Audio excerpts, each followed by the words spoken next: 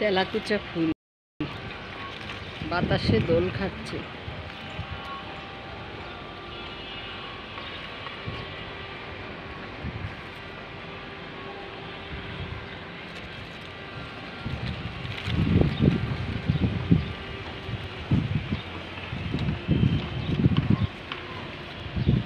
অনেক উপকারী একটি ভেষজ উদ্ভিদ হচ্ছে তেলাকুচা।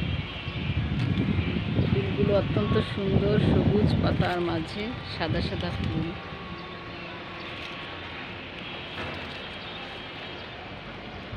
ফুলের মাঝখানে অনেকগুলো পরাগরেণু রয়েছে।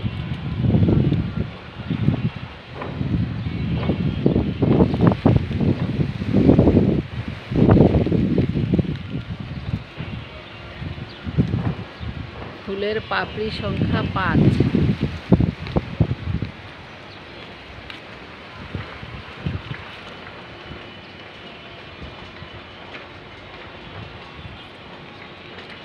পরাগরেণু বিভক্ত হয়ে আছে।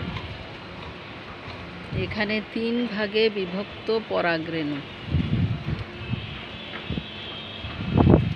এই ভেষজ উদ্ভিদটি আপনারা বাগানে রাখতে পারেন, শাক করে খেতে পারেন।